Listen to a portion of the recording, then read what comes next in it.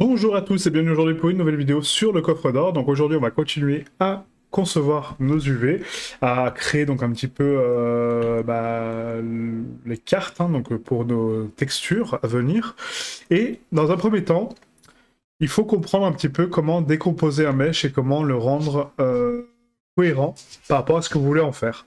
Donc là, ce coffre-là, on va l'utiliser pour euh, deux types de rendus en fait différents. On va faire vraiment deux choses différentes avec ce coffre. On va faire donc le premier temps un rendu donc photographique avec donc vraiment des close-up sur les éléments donc vraiment du coffre, d'accord. Donc faire un rendu comme ça, faire un rendu de côté, etc. Voilà, faire un rendu de produit. Ce qu'on appelle un rendu de produit, c'est un rendu réaliste qui va permettre de le mettre sur un site de vente ou autre. Et après, on fera un rendu pour une animation avec donc l'ouverture du coffre, donc du coup de la plaque ici qui va s'ouvrir, et avec une animation que vous allez voir, je spoile pas, mais du coup qui va être sympa en fait pour l'intégrer dans un jeu vidéo. Ok. Les deux utilisations sont différentes, c'est-à-dire qu'il y en a une où je vais voir mon coffre de loin, enfin pas de très près, et du coup j'aurai moins de détails, donc j'aurai besoin de moins de résolution, moins de densité de texture, moins de texel densité, et une autre où j'aurai besoin de beaucoup de texel densité, parce que je vais faire des close-up et je vais vraiment me rapprocher de la texture. Ok. Pour calculer donc la texel densité, comme je l'ai expliqué dans la vidéo des UV, donc je vous invite à regarder la vidéo si vous ne l'avez pas vue encore, il faut calculer la proportion entre les différents éléments et du coup créer une cohérence par rapport à ça. Donc pour faire ça, il faut d'abord déplier nos mèches. Donc là, on va commencer par la première partie. Donc je vous conseille de travailler par section. Donc c'est-à-dire, je m'explique, c'est qu'en fait, moi, quand j'ai un mesh avec beaucoup de choses en fait dessus, là c'est le cas, on a quand même pas mal d'éléments, il faut se créer un petit code couleur, un petit code d'organisation, un petit élément en fait supplémentaire. Donc on va se créer donc une nouvelle collection ici qu'on va renommer donc UV. OK. D'accord. Pour dire que les UV sont faites. Et à chaque fois qu'on aura terminé un mesh, on va déplacer le mesh dans cette collection. Comme ça, on est sûr qu'on est cohérent et qu'on n'a rien oublié. Donc là, si on prend cette première plaque, on analyse cette plaque, on sait que du coup, par rapport à ma référence, donc on va ouvrir ma référence tout de suite sur le côté. Hop. Donc l'étude des références est très importante sur la 3D, en fait, c'est vraiment la décomposition du mesh, la décomposition des éléments, enfin voilà, il y a plein d'étapes qui sont importantes dans l'étude déjà, avant de commencer à texturer. Donc si on prend le coffre actuellement, on a identifié, enfin moi je l'ai déjà fait parce que je vous ai mis les textures à disposition, mais on peut identifier 3, voire 4, voire 5, même plus, de sets de textures. Donc je m'explique, c'est que là on a donc du bois pur, d'accord, foncé, donc du bois pour le dessus. Ce même bois est utilisé pour la structure du coffre, et encore on peut donner une variation ici parce qu'il est quand même avec des zones un peu plus claires, ça peut être un autre style de bois, donc ça peut faire 2 textures déjà. On a donc les bordures dorées qui nous fait 3. Les ornements, 4, qui ont un métal un peu plus clair, donc un doré un peu plus clair. On a ensuite donc les plaques ici qui ont un bleu métallique un peu, voilà, qui tire un peu vers le bleu, donc on a 5. Ensuite les plaques ici noires, 6, d'accord. Et les pieds, donc les pieds et la structure, là c'est la même chose qu'en haut, ok. Donc là ça change pas.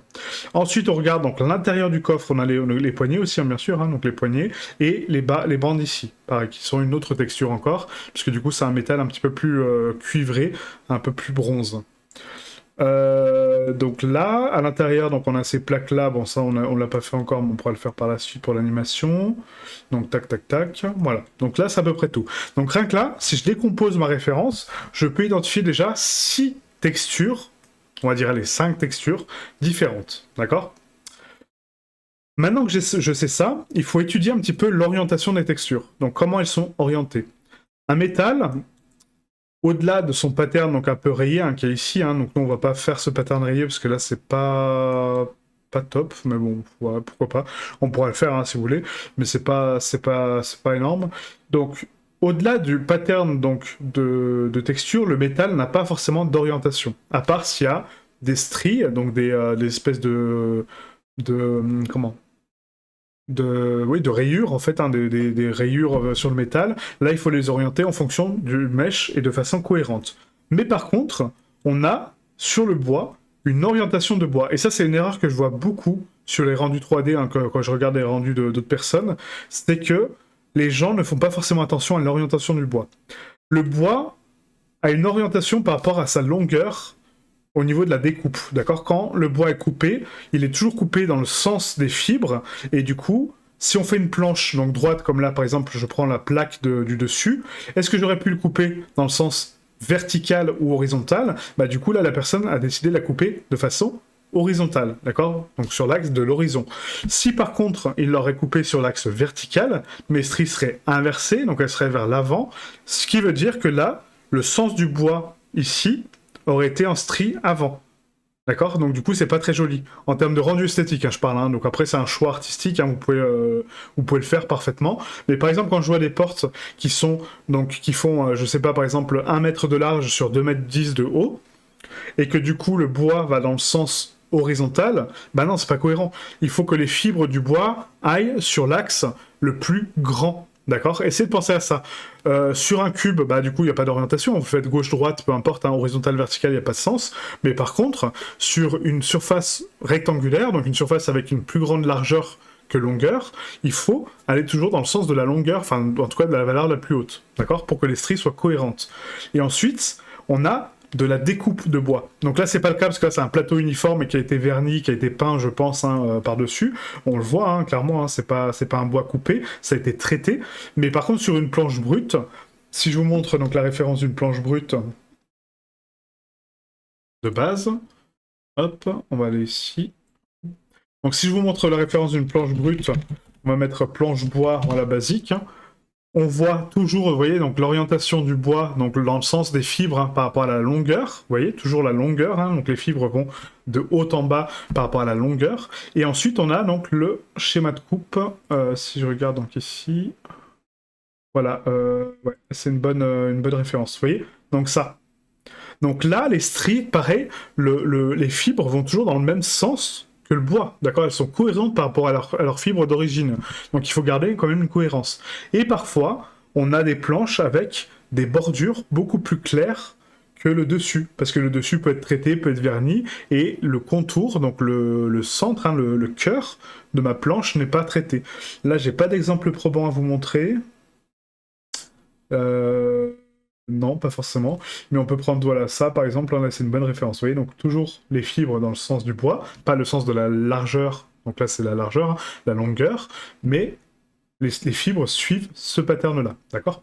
Donc ça, il faut garder ça en tête. Maintenant, si je prends donc là mon coffre, hein, comme j'ai expliqué, on a un bois qui est traité. On voit quand même le sens des fibres, ok, ça c'est très important de le garder, et on a du vernis par-dessus. Donc, si je dois découper ma planche avec cette cohérence-là de travail, du coup, il faut que je la découpe dans la longueur. Donc là, je sais que mon plateau a une cohérence de texture sur le plateau du dessus. Ensuite, on a le bevel, vous voyez ici, hein, donc l'arrondi, hein, donc l'arrondi. On a la bordure, et ensuite on a le plateau du dessous. Donc pour faire ça, on peut parfaitement découper mon mèche sur le dessus. Donc pour découper notre mèche, on va placer notre mèche en UV. J'active le screencast encore une fois. Ça marche pas, super. Je vais le recocher. Et si c'est actif tout le temps, c'est très embêtant. Donc là, je prends ma référence, encore une fois, hein, donc le plateau du dessus, les bordures. Donc on va couper le plateau du dessus, les bordures. Donc là, vous voyez qu'en fait, ça a pris tout mon plateau. Donc là, c'est pas le but, hein. On va prendre donc, les arêtes de contour de mon plateau. Donc contrôle, avec contrôle, on appuie sur clic gauche pour sélectionner dans la continuité du mesh. Vous voyez? Et là, on va s'arrêter sur cette bordure-là. Et on va aller faire tout le tour jusqu'à l'arrière. Comme ceci. Ok? Là, je fais un CTRL E. Marquer sim, donc je marque ma couture. Je sélectionne mon plateau et je fais un U pour le déplier. Sauf que là, j'aimerais bien avoir déjà des éléments visuels pour voir un petit peu ce que je fais. Donc on va activer notre UV Checker 2K qu'on a créé donc lors de la session précédente. Et là, non seulement je vois la densité de mon plateau du dessus, mais je vois également l'orientation de mes flèches. Donc là, on voit que les bordures sont complètement distordues, alors que mon plateau du dessus est parfaitement propre. Pourquoi? Parce qu'on vient de le déplier. Maintenant, il faut que je m'occupe de mes bordure du dessous. Ok? Donc là, on va couper nos bordures de dessous. Encore une fois, on sépare donc les arrondis, donc les angles de mes structures planes. Donc là, j'ai mon arête ici. Hop. Si vous voulez pas avoir la texture pendant la coupe, hein, je sais que ça peut être gênant, vous allez ici donc dans les paramètres de shading et vous décochez texture, vous mettez objet, d'accord?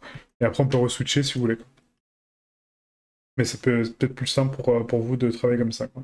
Là je viens de voir que j'ai fait une erreur au niveau de l'angle. Excusez-moi, je vais corriger ça vite fait. Alors, tac, je décolle juste mon bevel rapidement. On a cet angle-là qui a fermé, donc J.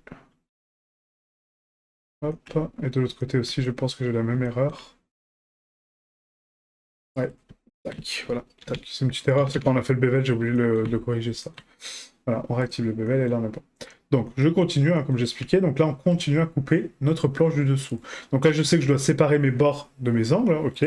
Donc du coup je prends mon bord d'angle, je continue à faire tout le tour de mon mèche. Là j'arrive vers une intersection. Donc là je sais que mon bois il va s'arrêter là, d'accord, mais il va monter ici et il va se retrouver sur la plaque de derrière. Donc il faut que je suive ce chemin-là. Donc on va le prendre ici. On va couper le contour là. Là. Hop. Voilà.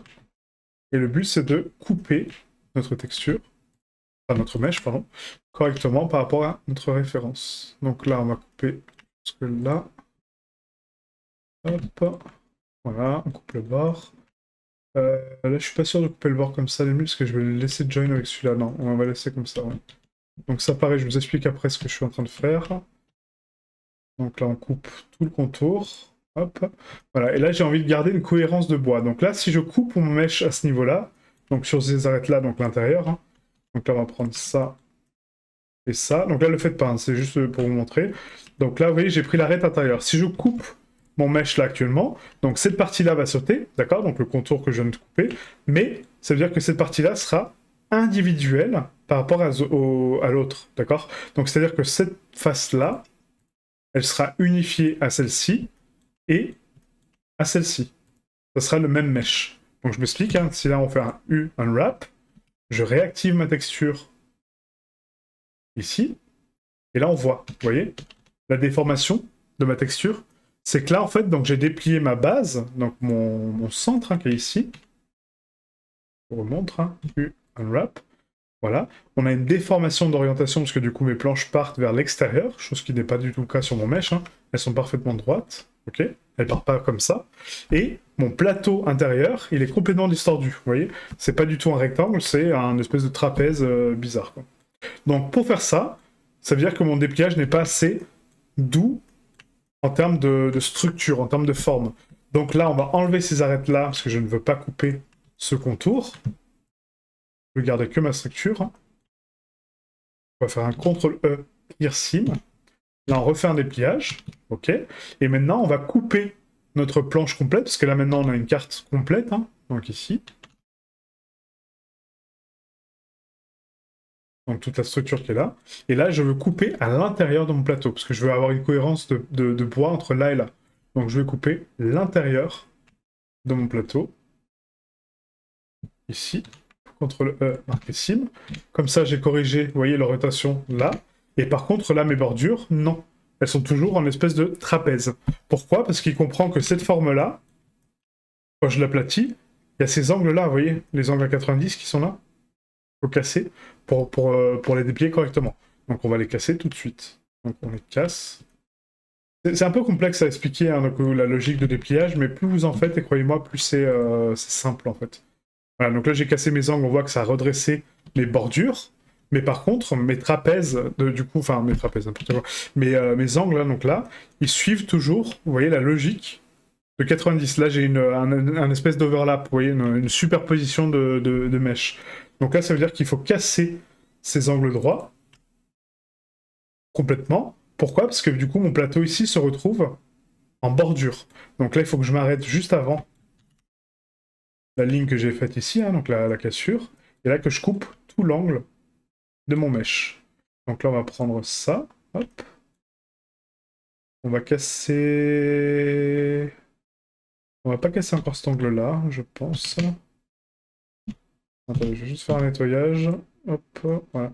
Donc là, on va prendre ouais, juste les bordures pour l'instant. On fera l'intérieur après, je vous expliquerai. Donc là, je vais casser mon angle. Mon angle. À chaque fois qu'il y a une cassure en fait dans le bois, donc une arête, il faut casser votre mèche. En fait, c'est aussi simple que ça. Vous voyez, donc là, j'ai cassé ma bordure de contour. Donc là, j'ai une déformation, ça, je vous l'expliquerai après. Et là, j'ai ma bordure qui est propre, normalement. Voilà, on a bien la flèche. Bon, l'orientation n'est pas là, mais en tout cas, la flèche est propre. Ok. Maintenant, j'arrive donc à ce niveau-là. Et là, j'ai un angle à nouveau, vous voyez, avec mon mèche qui part vers l'arrière. Donc là, c'est-à-dire que cette pièce-là, elle est unifiée. Si je prends le mode face et que je sélectionne donc les cimes, vous voyez, donc là en Selected Linkage, je peux sélectionner les cimes, on voit que tout mon contour est connecté à cette bordure-là. Moi, c'est pas ce que je veux. Je veux que l'arrière soit indépendant.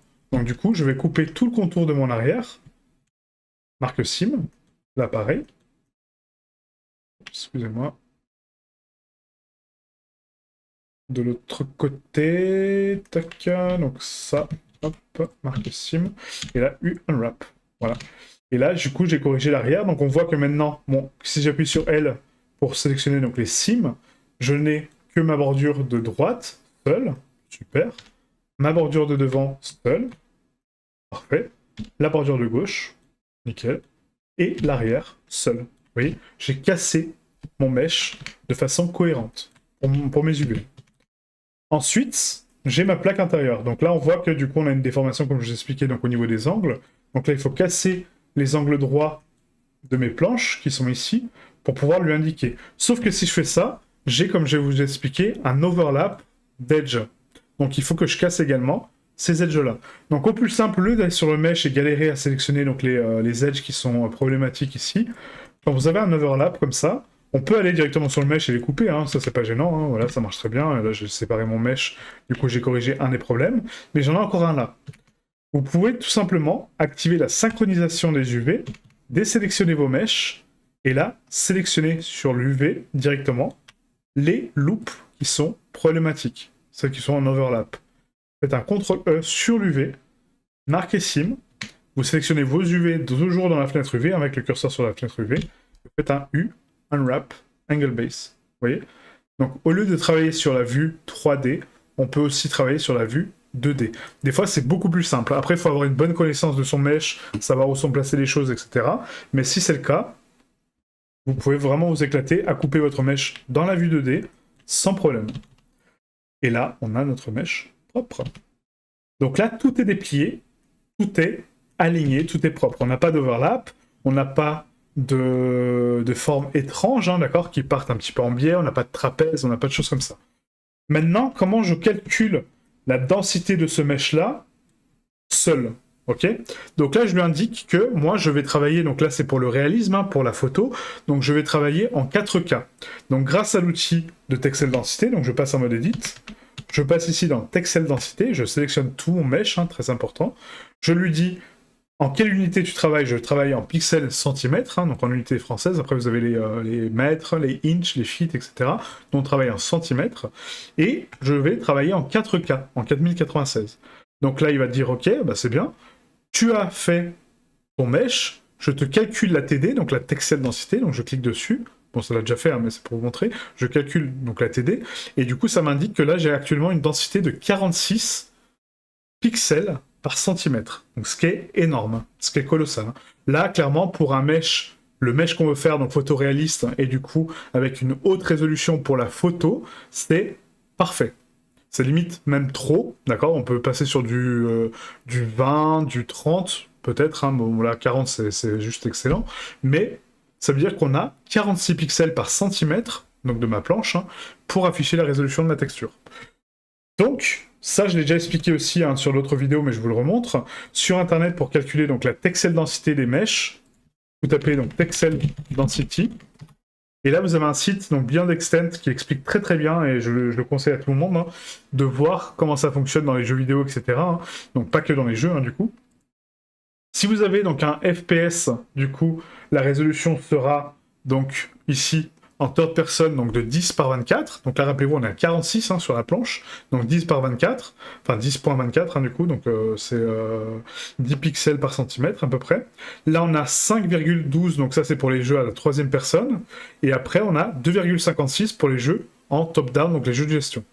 Si je fais un master assets, donc un asset pour la photo, pour le photoréalisme, il faut passer donc soit en 1024, c'est vraiment le plus bas en fait, en tout cas la limite, mais l'idéal c'est du 2048. Ok, le 2048, là actuellement on en est très très loin puisqu'on du coup on est à 40, 40 et quelques, hein, 46, hein, ouais ça, 46.84.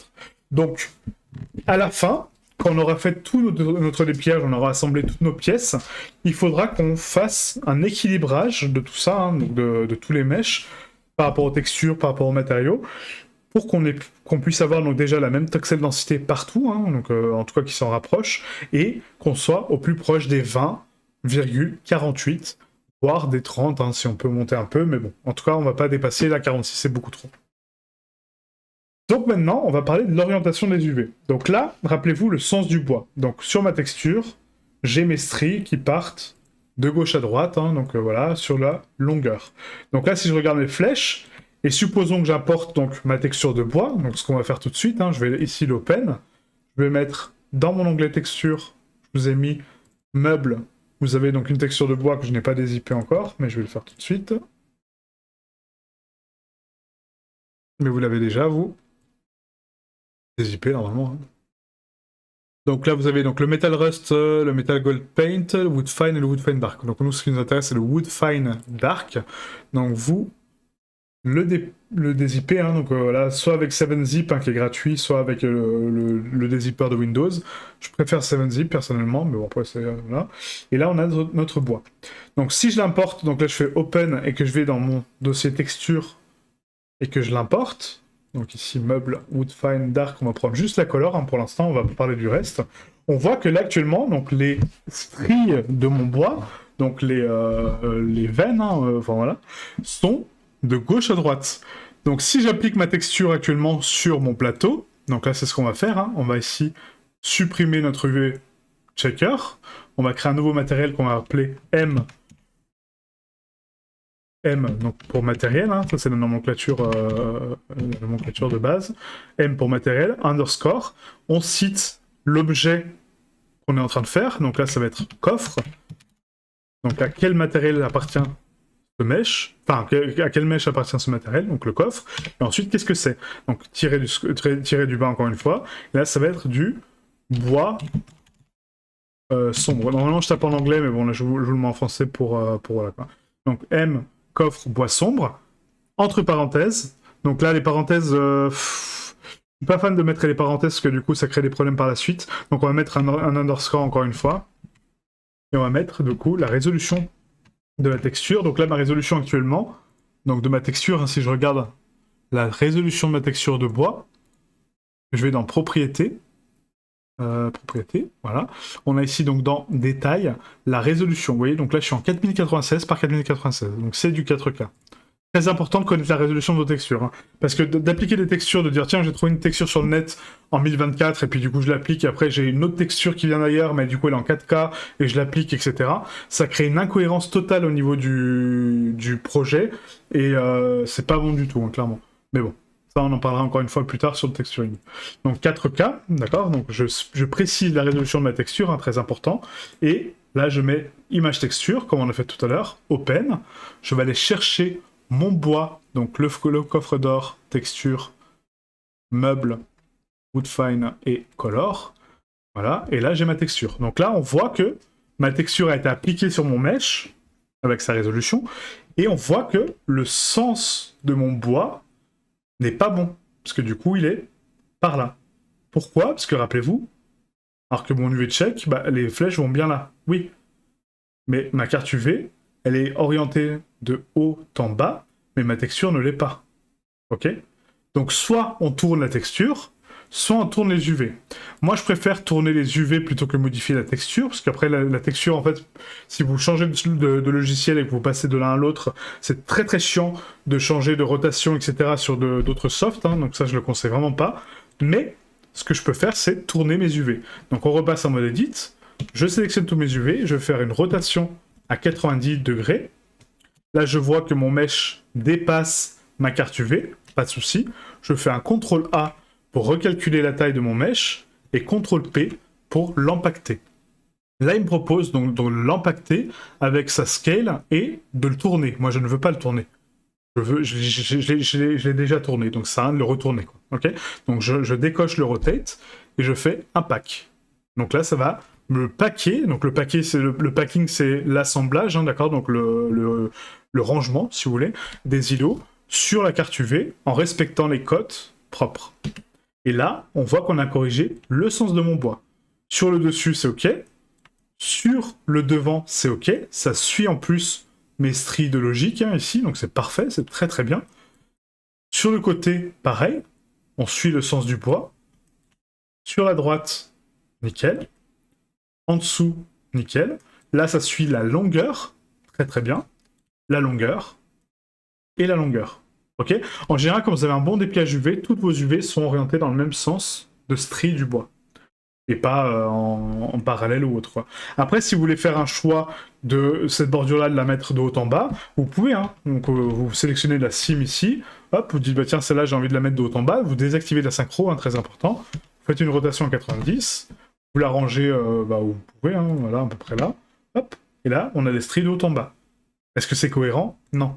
Pour moi, c'est pas bon du tout, quoi. Mais ça peut être un choix artistique. Ça, après, c'est à vous de voir, quoi. Donc là, on refait CTRL A, CTRL P, hop, et on range notre UV. Voilà. Donc là, on a appliqué notre première texture, on a vérifié notre première texel densité, et là, on voit que si on zoome sur notre mesh, on a quand même une très bonne résolution, vous voyez, parce que là, je suis zoomé quand même très très proche. On voit donc les cimes, hein, bien sûr, hein, donc les cassures de texture, ça c'est normal. On peut ça, après, le corriger autrement, ça je peux vous le montrer par la suite, hein, comment corriger excusez-moi, les cassures, mais en tout cas on a quelque chose de propre. Ok. Donc maintenant on va continuer avec les planches de contour. Donc là on sait qu'on a déjà notre texture de fait, donc je vais l'appliquer, hein. On va mettre d'abord notre shaker densité en 4K, parce que du coup on sait qu'on est en 4K maintenant sur notre texture, et là on va faire un nettoyage du mesh, parce que là il y a quand même beaucoup de coupe, d'accord, donc de lignes, de structures qu'on n'a pas besoin. C'est toutes nos lignes de construction, ça. Donc pour faire ça, il y a une façon très simple, c'est qu'on va faire un A, U, et on va faire un Limited Dissolve. Le Limited Dissolve, comment il fonctionne? Il enlève la géométrie qui n'est pas nécessaire. Donc faites attention, parce que le Limited Dissolve, des fois, enlève de la géométrie dont vous avez besoin. Surtout quand on a des angles coupés en triangle, d'accord, comme le cas des fenêtres, des portes, etc. Quand vous faites un Limited Dissolve, ça enlève ces edges-là. Sur des planches, il n'y a pas de souci. Sur des mèches un petit peu rectangulaires, basiques, ça va. Mais sur des mèches un peu plus complexes, faites attention au Limited Dissolve. Donc là, on peut le faire sans problème, parce que c'est des planches. On a 4 par 4, hein, d'accord, donc 4 vertex sur 4 vertex, qui sont connectés par des faces. Donc je peux le faire. Donc Limited Dissolve, et là, ça m'enlève toutes mes lignes de coupe. Super. Maintenant, si je prends l'exemple donc de mes planches, encore une fois, là, je sais que l'intérieur de mes planches va être plus clair. Moi, j'ai envie qu'il soit plus clair. Hein. Là, c'est un choix artistique. Hein. Du coup, j'ai envie que ça soit plus clair que le côté, que les bords. Donc, il faut que je sépare les bords des côtés. Là, il y a une autre notion, en fait, c'est que du coup, est-ce que j'ai besoin de couper mon mesh manuellement, comme ça, d'aller sur les faces, etc., alors que je veux couper absolument tous les angles? Non. Comment on fait, du coup? On va faire une sélection globale du mesh, CTRL-E, parce que là j'ai envie de couper tout mon mesh dans la globalité. Il n'y a pas de continuité entre les textures, entre les bords et le dessus, d'accord, des planches, hein. Donc je n'ai pas besoin d'avoir de continuité, donc c'est inutile de le déplier manuellement. Donc je sélectionne tout mon mesh, je fais un marque sim, donc là je marque des sims partout, je coupe tout mon mesh, je fais U, Unwrap. Ça marche très très bien pour des planches non uniformes, ok? Si maintenant je regarde mon mesh, j'ai ma texture d'orientation, vous voyez, sur le dessus, qui part de gauche à droite. Super. Là aussi, ça passe de gauche à droite, hein, même si c'est de droite à gauche. Bon, voilà. Là, c'est de haut en bas. Ah, ok. Donc là, j'ai un problème de rotation. L'intérieur, problème de rotation aussi ici. Là, c'est ok. Là, c'est ok. Là, non, c'est pas ok. Et là, c'est OK. Alors pourquoi là, il a compris que du coup, la hauteur était plus importante que la largeur? Parce que là, c'est un cube. Donc du coup, là, c'est un carré, c'est ce que je vous expliquais. On n'a pas de différence entre la longueur et la largeur. Donc là, il m'a dit, moi, je te l'ai mis comme ça, de haut en bas, mais bon, après, tu peux le tourner si t'as envie, quoi. Bah oui, c'est ce que je vais faire, exactement. Donc on va sélectionner donc, la face qui est ici, on va la tourner, hop, pour avoir les stries alignées. Pourquoi? Parce que sur ma référence, mon bois, sur le côté, hein, du coup, si on regarde le côté, est-ce que j'ai une belle vue de côté, là? Non. Vers, si là. Voilà, vous voyez, les stries sont de gauche à droite, elles ne sont pas de haut en bas. Donc on va orienter nos UV correctement. Donc je sélectionne mes faces, 90, ok. Là à l'intérieur, pareil, ça c'est faux. Donc on sélectionne ma face 90. Et là on est bon. Ok. Donc là mon bois part dans le bon sens. Je vérifie maintenant avec mon coffre bois sombre. Et là on voit que non, du coup, ça part à l'inverse. Pourquoi?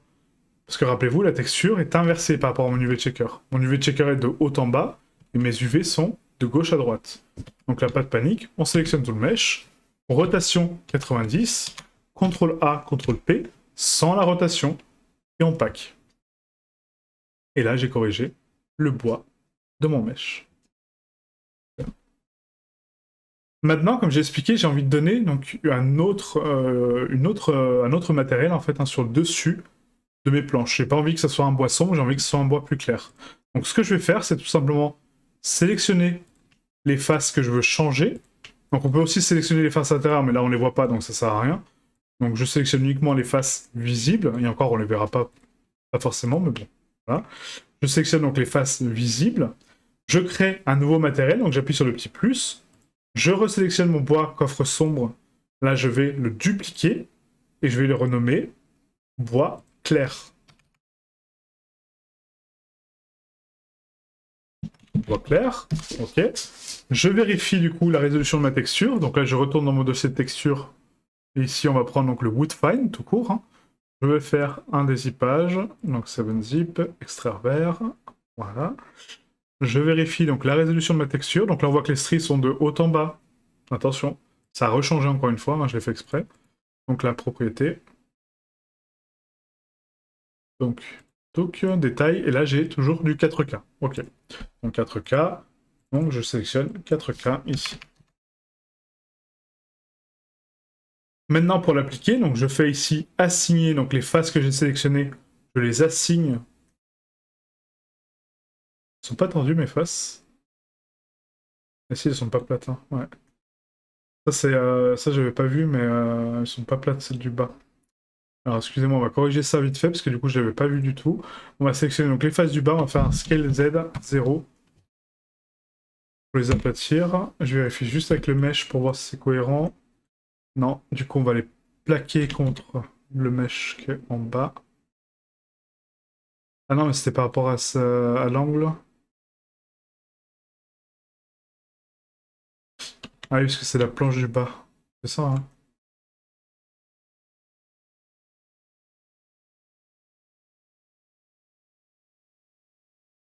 Plateau du bas.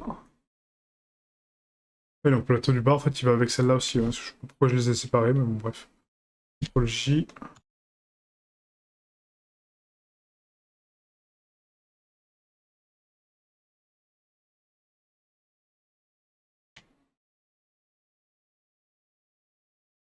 Ouais, j'avais pas vu ça. Donc ça, on va l'enlever, cette planche-là, hein, du coup, ça sert à rien. Et là, avec nos faces du bas, on va aller vraiment jusqu'en bas. Voilà. Tac. Ah, excusez-moi, je sais pas pourquoi j'avais pris la planche du dessous, mais bon, bref. Donc ça, c'est ok. Tac, donc Q, rotation de taille, origine de la géométrie. Voilà, et là, on est bon. Ok. Du coup, donc, comme j'ai expliqué, excusez-moi. Donc là, on va prendre donc, du coup les faces du bas, les faces du haut. Voilà. Et là, on va assigner mon nouveau matériel. Sauf que là, ça change rien. Pourquoi? Parce que j'ai pas changé la texture. Donc là, on va changer la texture. Open. On va dans Texture, Meuble, et on prend le Wood Fine Color. Là, si je regarde, mes stries, du coup, sont pas bonnes. Parce que du coup, la texture est inversée. Donc on retourne dans UV Editing. Uniquement avec les faces sélectionnées, hein, donc les dessus, on fait une rotation à 90. Donc R 90. CTRL A, CTRL P. Je pack. Et là, je suis bon. j'ai mes stries qui suivent parfaitement mon bois. Et du coup, elles sont plus claires que le contour. Super. Je vais juste augmenter un peu le bevel, parce que là, il est un peu trop fin, je pense. On va mettre un x2. Non, mais encore x2. On est à 0.0025. On peut aller à 0.005. Voilà, c'est pas mal. Ça crée une petite bordure un peu plus sympa. Je préfère, quoi. Ouais. Tac, tac. Voilà. Donc là, si on zoome, hein, donc du coup, on a vraiment une bonne résolution, c'est pas mal. Super. Voilà. Donc là, on a texturé, juste en couleur, hein, pour l'instant, le contour et notre coffre. Donc pourquoi on a texturé l'intérieur? Parce que rappelez-vous, dans l'animation, on va l'ouvrir. Ok. Donc j'ai envie quand même d'avoir une différence de couleur pour quelque chose d'un peu plus joli, quoi. Donc ça, on l'a terminé. Donc on l'a corrigé. Donc du coup, on peut faire un M. Donc ici, sur cette fenêtre-là, hein, n'oubliez pas que la souris de Blender contrôle où vous faites les choses. D'accord? Si je suis ici, j'appuie sur M, bah, ça m'ouvre le panneau de collection manager. C'est pas ce que je veux. Moi, je veux aller ici, directement dans collection. M. Et là, je sélectionne UV OK. Je fais un H, donc je le cache. Là, on a fini celui-ci. M. UV OK. H. Je le cache. OK? Maintenant, on arrive sur le parti métallique. Donc là, dans mon dossier texture, pareil, donc j'ai des textures. Donc je vais supprimer les dossiers IP, ça m'évitera d'avoir n'importe quoi. Hop. Voilà. Donc là, on a du Metal Gold Paint et du Metal Rust. Voilà. Donc nous, on va prendre les deux là, on va les dézipper.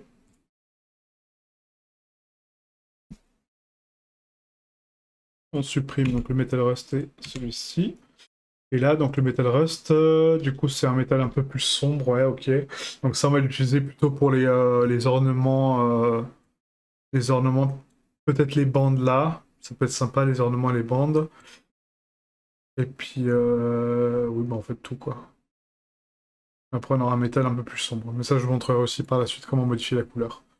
Donc ouais, donc en fait, là, on va créer donc un matériel qui va être sur tout, enfin, toutes les parties noires, hein, donc le métal sombre, mais après, on va donner des variations de couleurs en fonction du mesh. Donc ça, je vous expliquerai comment faire aussi par la suite. Donc là, pour mes plaques donc, de métal, c'est assez simple en termes de dépliage, hein, parce que du coup, là, c'est très quadratique, c'est très, très uniforme, et du coup, il n'y a pas de pattern, d'accord? Il n'y a pas de direction. Donc là, ça va aller très très vite en termes de dépliage, dans le sens où on va prendre donc, tous nos mèches qui concernent le métal sombre, ok? Donc les poignées, les contours, voilà ça. Il y a juste cette pièce-là qui est un peu plus complexe. Ça, c'est sombre aussi, ouais, les fleurs, donc tac. Ensuite, qu'est-ce qu'on a d'autre de sombre? Bah, c'est tout, hein, je crois. Ouais, après tout le reste, c'est du doré, ouais. C'est ça. Donc là, on va faire un slash pour isoler ces parties-là, donc métalliques. Hein, et pour déplier rapidement ce mesh-là, hein, au lieu de passer 1000 ans dessus et dire, ok, là, il faut que je coupe tout le contour, donc là... Attendez, je refais. Là... Non, toujours pas. Donc là... Voilà, que je coupe mes bordures là, là, là... que je sépare mes plaques, après que je coupe les angles, machin, etc. C'est beaucoup plus long. J'ai une solution qui est beaucoup plus rapide pour les pièces métalliques. Hein. Donc c'est de faire une sélection par edge tranchant. Donc je m'explique, c'est que on peut faire une sélection de hard edge. Donc les hard edge, c'est les faces qu'on a bévélées, d'accord? Tous les points qu'on a bévélés, qu'on a donné un arrondi, ce sont des hard edge, parce que du coup on les a adoucis. Hein. Rappelez-vous, les angles à 90 parfaits n'existent pas. Il y a toujours une petite bordure d'arrondissement. Donc du coup, on peut dire à Blender, bah, tu sélectionnes uniquement les hard edge, donc les sharp edge, qui sont ici, hein, et du coup, ça c'est tout ce qu'on a fait un bevel dessus, et là je peux couper l'entièreté de ces edges-là pour du métal. Donc CTRL E, marquer sim. Pourquoi? Parce que je n'ai pas de continuité de pattern, encore une fois. Si j'avais une continuité de pattern, je ne peux pas faire ça. Si j'ai la continuité de pattern, je fais manuellement. Si par contre j'en ai pas, je peux le faire comme ça. Donc je sélectionne tout mon mesh, et là vous allez voir, je fais un U unwrap, et là ça m'a déplié ma globalité de mesh. Seul problème qu'il n'a pas compris, c'est la poignée et éventuellement la serrure qui est un peu plus complexe en termes de hard edge. Et encore, la serrure, je pense qu'il l'a très bien fait, parce que du coup il a coupé le contour, voilà, vous voyez, il a coupé l'intérieur, super, le contour, l'intérieur, le contour, l'intérieur. Non, bah non. Donc la serrure est nickel. La poignée, par contre, en revanche, Si je regarde donc la poignée seule de mon mesh, enlever les valeurs, hop, voilà. On voit qu'il a coupé n'importe comment. Vous voyez, il a coupé là au milieu, il a coupé, voilà. Bon, il a coupé comme il a pu. Donc là, il faut le faire manuellement sur une forme cylindrique un peu plus organique, ok? Parce que c'est pas des bordures. Rappelez-vous, il n'y a pas de bevel sur la poignée. Hein. Donc clear sim. Là, on va couper notre centre de cylindre. Rappelez-vous ici, hein. CTRL E, marqué sim.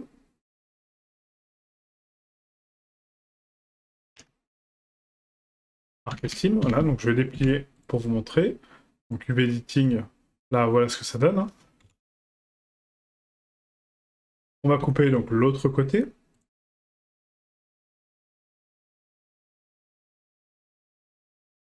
Voilà. Et après, on a donc tout le contour de ma poignée.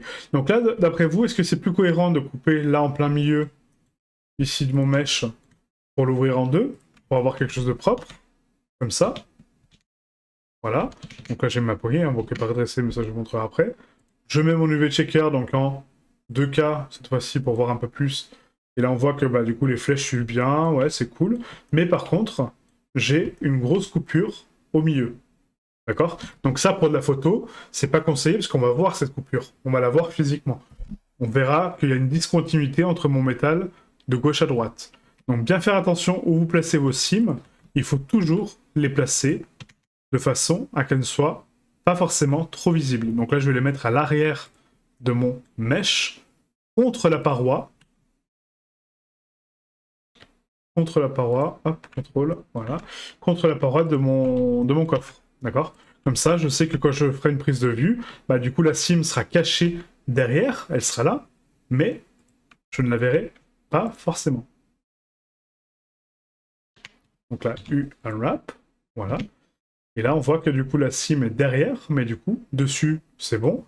Il y aura une propreté de ligne, et en dessous, pareil. Super. Et pareil, donc ces petites pièces-là, si je prends donc le contour, donc là, au niveau de la sélection d'angle, c'est très bien, il m'a cassé mes bordures, il m'a cassé mon contour, mais par contre, il m'a pas cassé mon centre de cylindre. Donc là, si je regarde ma pièce, elles sont là, hein, je vais juste les agrandir, CTRL A, CTRL P. Voilà. On voit qu'on a une déformation ici, vous voyez, au niveau des rings internes. Vous voyez, donc là, c'est pas un cercle parfait. Donc pour faire ça, il faut couper l'edge qui est là. Donc CTRL E, marquer sim, U, unwrap. Voilà. Et là, hop, CTRL E, marquer sim, U, unwrap. Voilà. Et là, on est bon. Je vais faire un checker quand même. Donc on va checker en 2K. On va monter un petit peu, on va monter en 4K. Voilà. Et là, vous voyez, en fait, donc la direction de mes patterns est propre. Il y a juste celui-ci, cet angle-là, là, il est un peu déformé. Ouais, donc ça, je vous expliquerai après comment le corriger. Et là, c'est bon. Ok. Donc ça, c'est ok. Et mon métal, du coup, donc là, on peut lui donner... je vais cacher ça, ça. On va cacher donc les ornements. Ça aussi, ça aussi, ça aussi. Ça, c'est du métal. Ça, non. Ça, non. Ça, non. Ça, non. Ça, non. Ah, donc là, je cache tous les mèches que j'ai pas besoin, du coup. Hein. Voilà. Donc là, on va faire donc, un CTRL L avec la poignette sélectionnée, un CTRL L Link Materials. Donc on va linker les matériaux. On va faire un dépliage global. Donc là, CTRL A, CTRL P. Maintenant que j'ai corrigé les parties problématiques. Hein.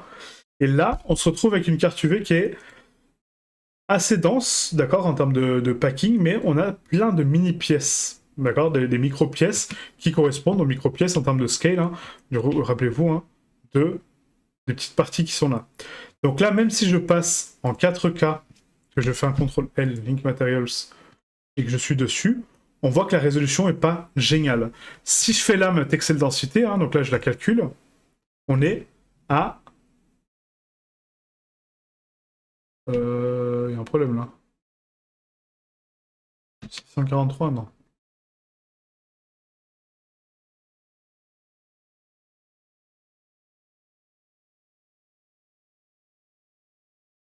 À 57. Ah oui, parce que oui, du coup, ouais, j'ai pas mis... ok. Donc là aussi, bah, les cylindres, je les ai oubliés. Donc là, les cylindres des serrures. Donc là, pareil, hein, au lieu de déplier sur le mesh en lui-même, on va couper... bah, non, parce qu'après, on fera l'animation des charnières. Donc du coup, on va couper en dessous. Donc là, vous prenez n'importe quel edge, hein, c'est pas gênant. CTRL E marqué sim, U unwrap.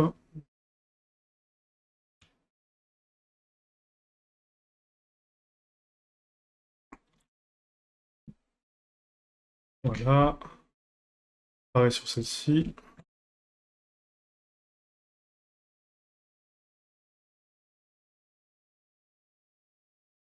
Tac.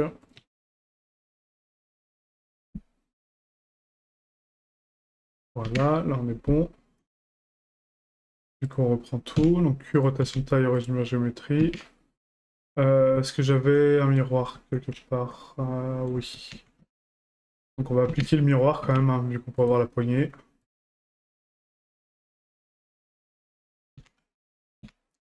Voilà, je vais appliquer aussi donc, le miroir sur le petit truc là. Là, j'ai pas de miroir, là non plus. Là non plus, là non plus. Là non plus. Ok. Voilà, c'est bon. Donc, Q, rotation de taille, origine de la géométrie, encore une fois. Là, on redéplie. Donc, tout, hein. Voilà. Et on va faire un CTRL A, CTRL P. Et on pack. Voilà. Donc là, c'est bien packé. On a pas mal de pièces, hein, du coup, de micro-pièces, mais c'est pas mal. Donc là, maintenant, si je fais donc, le calcul de ma textile densité, donc du coup, ici, je calcule donc la TD sur tout mon mesh. Hein. Voilà, on a 61,769. Donc c'est pas mal en 4K, mais il y a un petit souci, c'est qu'en termes de résolution, en fait, donc de pièces, si je prends ma barre qui est ici, comparée aux petites parties qui sont là, hein, d'accord, donc les petites parties des encoches, ça n'a pas du tout la même surface de texturing, d'accord. Forcément, parce que là, du coup, j'ai ma face qui est ici, d'accord, qui correspond à juste une toute petite portion de cette partie-là. Donc, il faut faire attention à ça, c'est qu'en fait, la résolution des textures, en fonction de la scale des mèches, est à respecter correctement. Donc, vu qu'on n'a pas d'orientation sur le métal, on n'a pas de problème par rapport à ça, on peut créer notre matériel rapidement pour voir un petit peu comment ça se profile.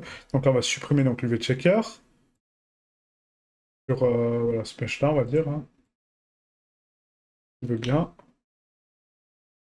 D'accord, pourquoi il veut pas? Ok. Donc on va faire donc, le M métal. Donc là c'est M coffre, hein, toujours, hein, donc le mesh hein, qui est concerné.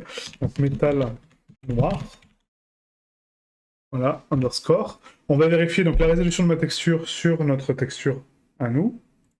Donc là, on ouvre notre texture en propriété. Et on est bien en 4K aussi. Super. Donc, 4K. Okay. Je viens ici, donc, image texture. Je fais open. Je vais dans texture et je prends mon Metal Rust Repolished. Donc, ce qui nous intéresse, c'est la color. Voilà. Maintenant qu'on a, donc, on va faire un CTRL L Link Materials. Comme ça, tout récupère le même matériel. Et là, on peut voir mon métal. Donc là, je sais que c'est du gold, hein, du coup, on le corrigera après. Hein. Là, j'ai pris ça pour vous montrer. Mais c'est juste pour vous montrer la densité de Texel. Donc là, on voit que du coup, ma texture, vous voyez, malgré qu'elle soit en 4K, si je me rapproche quand même beaucoup, on voit quand même c'est pas idéal, hein, d'accord, en termes de résolution, parce que du coup, on est sur une surface beaucoup plus grande en termes de texture. Et si je vais sur mes toutes petites pièces qu'on a ici, comparé aux ornements, etc., hein, donc toutes les petites pièces, on voit que, vous voyez, la résolution n'est vraiment pas belle. Donc pour augmenter ça, il faut passer soit par plusieurs maps, donc du coup pour donner une meilleure densité en termes de résolution, mais là on risque d'avoir un écart de scale. Donc je m'explique, c'est que je dis ok, bah, j'ai envie de donner plus de résolution à cette pièce-là, donc du coup je vais la séparer, je vais la mettre dans un autre matériel, ok. Je la déplie à part, toute seule, je lui donne une carte UV pour elle toute seule. Donc du coup je passe de cette excel densité de 61, je la passe à 682, 100 fois plus par rapport au reste du mesh. Hein. Et là, j'ai une résolution de fou, oui. Mais comparé à ma poignée, c'est pas cohérent, d'accord. Donc on perd la cohérence de résolution. Donc là, c'est pas le but. Ce qu'il faut faire, c'est garder le même matériel partout. Donc CTRL L, Link Materials. Je veux uniquement un matériel avec tout dessus. Donc là, je fais un CTRL A, CTRL P, je repack. Voilà. J'ai une texel densité qui est de 62. Ok. Je sais que ma résolution est quand même beaucoup plus basse parce que j'ai beaucoup de pièces et j'ai beaucoup de variétés de pièces. Donc, ce que je peux faire, c'est augmenter la tiling. Donc, le tiling, ce que j'expliquais, hein, c'est donc la densité de ma texture. Là, si j'affiche ma texture actuellement de métal, et ici, je sais que ça fait beaucoup d'infos, hein, donc de toute façon, on va pas... voilà. Mais vous voyez, en fait, ma texture, comment elle se propage sur mon mesh, là, actuellement, si je passe en mode edit, ma texture est comme ça. Donc, c'est plein de stries. Si j'ai envie d'avoir ça, donc mes stries, supposons qu'elles fassent, je sais pas, 1 millimètre, d'accord? Là, j'ai ma plaque qui fait... Hop, ma plaque qui fait en longueur, on va dire, je sais pas, 10 centimètres, je crois. Hein. Donc là, c'est pas cohérent, vous voyez, en termes de scale. Là, j'ai 10 centimètres, et du coup, là, j'ai une texture. C'est-à-dire que mes stries, là, actuellement, c'est une strie qui fait quasiment 10 centimètres de long, en fait, sur ma plaque. Donc, c'est pas cohérent. Donc, du coup, il faut augmenter la résolution de la texture. Pas la résolution en termes de finesse, mais en termes de densité. C'est un peu complexe à comprendre, mais je pense que plus on va faire d'exercices et plus vous allez comprendre ça. Donc pour faire ça, c'est très simple, il faut aller donc dans Shading. On repasse donc ici avec nos mèches, hein, je vais vous montrer la différence, on va passer en mode rendu. Voilà, donc là je m'approche par exemple de ma poignée, tiens. Voilà. Là où je voulais du détail, hein, du coup, hop. Là on est pour de la photo, donc j'aurais pu laisser comme ça aussi, hein, c'est pas gênant, hein, ça donne des espèces d'effets un peu striés, machin, c'est un peu too much, mais bon voilà. Mais on aurait pu faire comme ça. Comment je fais pour scaler ma texture? Donc là, je sais que j'ai une texture en 4K qui fait donc, du coup 4096 pixels par 4096 pixels. Et je me dis, j'ai pas assez de résolution par rapport à mes mèches. En fait, la taille de ma carte n'est pas cohérente par rapport à la scale de ma texture, enfin de mon mesh. Donc comment je fais pour la scaler? Tout simplement, je sélectionne mon nœud de couleur, d'accord, mon node. Je fais un CTRL-T pour amener un nœud de mapping. Donc le mapping, c'est le placement de ma texture, comment je la place par rapport aux UV. Vous voyez, c'est connecté aux UV. Hein. J'explique pas le reste, hein, parce que sinon on en a pour 1000 ans. Mais là, c'est placé par rapport aux UV. Et je peux changer donc sa location, donc sa place. Ça, rappelez-vous, j'ai expliqué donc, le placement des UV hein, sur l'autre vidéo. Hein. Donc, comment c'est placé. La rotation, je peux tourner ma texture ici. Si j'ai envie de donner de la variation. Vous voyez, là, ça va donner de la variation de rotation par rapport à la taille de ma texture. Et je peux également augmenter sa scale. Donc là, je me dis, un x2, ça serait pas mal. On va passer en x2. Donc là, je la scale sur 2 sur l'axe X. C'est-à-dire que là, je suis en train de faire un x2 sur l'axe X. Au lieu que là, de 0 à 1, ça vale une fois sa valeur. C'est-à-dire que là, de 0 à 1, ça vaut 2 fois sa valeur. Sur l'axe X. Hein. Là, au lieu d'avoir 4096, j'ai maintenant 8192 sur la longueur de l'axe X. Donc, je veux ça, mais sur les deux côtés. Donc, je veux 8192 par 8192. Et là, vous voyez que j'ai multiplié la résolution par 2. Si je veux aller encore au-delà, je peux aller 4 par 4. Là, j'ai encore plus de résolution. Là, en termes de détail, en termes de stries, c'est déjà plus cohérent par rapport à ce que j'ai en termes de structure, d'accord, de mesh. Ok? Donc nous, on va rester en 3, hein, je pense que c'est largement suffisant. Voilà, 3. C'est-à-dire qu'on multiplie 3 fois la texture sur l'ensemble du mesh. C'est très complexe à comprendre logiquement le concept de tiling et le concept de texel densité et d'UV. C'est 3 choses complètement différentes. Hein. La taille de vos UV va définir donc la proportion de la texture par rapport à la taille de votre mesh. La texel densité va définir donc la répartition de la densité par rapport à l'échelle de votre mesh, hein, d'accord, donc par rapport au monde. Et le tiling, c'est la texture qu'on va scaler par rapport à la taille de votre mesh. Voilà. Je sais pas si c'est très clair, hein, mais si vous avez des questions là-dessus, j'essaierai d'expliquer encore mieux que ça. Mais je vois pas trop comment je pourrais expliquer autrement. Quoi. Mais voilà. C'est 3 choses différentes. Ok. Donc là, j'ai augmenté ma résolution de texture x3. Donc c'est-à-dire que j'ai une meilleure densité de métal de résolution. Là, je peux zoomer, c'est quand même plus propre que ce qu'on avait tout à l'heure. Hein, rappelez-vous, hein, si on regarde la différence entre le départ, on avait du 1K ici, donc du 1K, n'importe quoi. On avait du 4K sur 4K sur l'ensemble de mon mesh, mais là, c'était beaucoup trop petit, d'accord. Donc la densité n'est pas respectée. Donc, je vais scaler x3. Et là, je suis sur quelque chose de quand même plus propre. C'est pas énorme, mais pour du métal, franchement, c'est 1000 fois supérieur à ce qu'on aurait pu faire. On aurait pu limite mettre en 2 fois, hein, c'est largement suffisant. En 2, c'est parfait. Ok. Mais bon, on va passer en 3 pour vraiment monter les potards au max. Ok. Maintenant que j'ai donc modifié mon métal, on va passer donc au métal gold, donc du coup l'autre métal. Hein. Donc là, je sais que cette partie-là n'était pas en métal noir, elle était en gold, donc on va supprimer, on va même dupliquer juste la texture. Là, on va mettre métal or. Enfin, métal or, ça veut rien dire, on va mettre or. Voilà. On va vérifier donc la densité de texture de mon métal or. Donc là, on est en 4K aussi, hein. Je l'ai vu. Hein. Donc là, cette texture-là, pareil, elle est intéressante parce que c'est vraiment la notion de shading, mais ça, je pense que je l'aborderai la prochaine séance, parce que là, ça fait déjà une bonne vidéo, là. Ouais. Mais je vais vous expliquer ça pour la prochaine vidéo, ça sera plus simple. Mais bon, là, on va quand même l'importer rapidement. Donc du coup, j'ai mon or donc en 4K, donc c'est parfait. Or 4K, ok. Donc je valide. Cette partie-là, du coup, donc je vais supprimer cette texture-là, donc on va enlever avec la petite croix, open. Là, on rentre dans les nœuds, hein, donc je voulais pas forcément rentrer tout de suite là-dessus, mais bon, c'est pas grave, hein, comme ça vous avez, c'est une petite amorce avant la prochaine leçon. Mais au moins, ça vous permet de voir deux, trois petites choses. Donc base color, voilà, et là j'ai ma couleur d'or. Bon, là c'est absolument dégueulasse pour l'instant, c'est normal. C'est parfaitement normal. Donc là, on va faire un Alt H, on va tout réafficher. Donc là, mon plateau du bas, on va le mettre donc en bois sombre, hein, du coup, voilà. Et ensuite, on a donc le bois sombre aussi, en dessous du coffre, voilà. Donc là, c'est pas déplié, hein, pour l'instant, j'ai fait exprès. C'est juste pour assigner les matériaux, comme ça, on est propre là-dessus.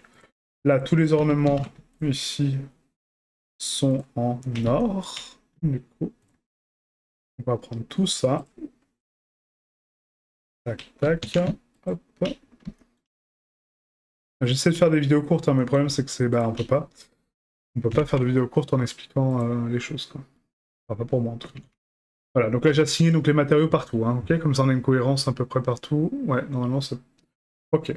Donc la prochaine séance, je vous expliquerai la différence entre un matériel pur et une texture, d'accord. Donc la différence de calcul et d'optimisation et tout ça. Donc ça c'est un point très important surtout pour ce cas-là, parce que du coup là c'est vraiment un bon exemple.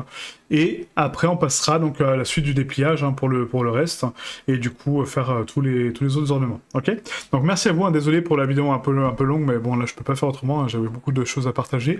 Donc on se retrouve pour la prochaine, pour la suite. Ciao ciao.